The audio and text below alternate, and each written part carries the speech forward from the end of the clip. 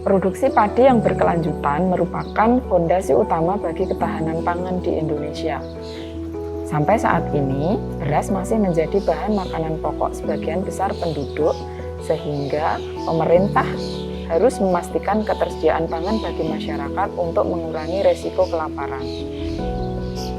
Tahapan budidaya padi terdiri dari penyiapan lahan, penanaman, pemeliharaan dan perawatan, pemanenan, serta pasca panen.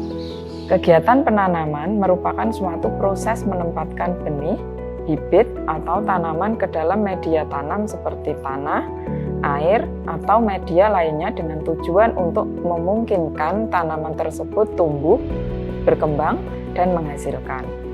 Dahulu, padi ditanam secara manual oleh para petani dengan tangan kosong, menancapkan satu persatu bibit padi ke tanah sawah yang telah diolah.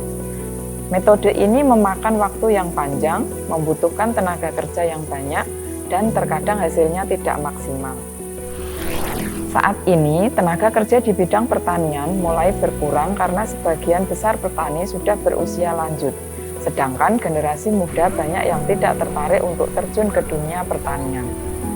Hal ini menyebabkan banyak proses budidaya pertanian menjadi tidak terkerjakan. Salah satunya kegiatan tanam menjadi terlambat.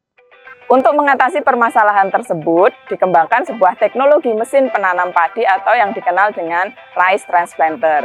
Mesin ini pertama kali dikembangkan di Jepang pada tahun 1960-an dan dirancang untuk menanam bibit padi dengan kecepatan yang lebih tinggi dibandingkan dengan kecepatan manusia. Berdasarkan cara pengoperasiannya, rice transplanter dibedakan menjadi 3 jenis. Yang pertama, manual type, yang kedua, riding type, dan yang ketiga adalah walking type. Manual type ini adalah rice transplanter yang tidak menggunakan mesin dan hanya ditarik oleh tenaga kerja manusia. Kemudian yang kedua adalah riding type. Riding type ini adalah rice transplanter yang dioperasikan dengan cara dikendarai oleh operator. Tipe yang ketiga adalah tipe yang akan kita bahas kali ini, yaitu adalah walking type. Walking type ini adalah rice transplanter yang dioperasikan dengan cara operator berjalan di belakang mesin. Berdasarkan jenis penyemaian benihnya, rice transplanter dibedakan menjadi 2. Yang pertama, wash root seedling, di mana benih harus dicuci dulu akarnya sebelum ditanam menggunakan mesin transplanter. Yang kedua, rice transplanter mat seedling, di mana benih harus disemai di tempat yang khusus atau biasa disebut dengan dapok. Bagian-bagian utama dari rice transplanter adalah yang pertama, traveling device. Bagian ini berfungsi untuk menggerakkan mesin ke depan dan ke belakang. Bagian yang kedua adalah feeding device. Feeding device ini terdiri dari beberapa bagian. Yang pertama adalah seedling tray. Ini berfungsi sebagai tempat untuk meletakkan persemaian.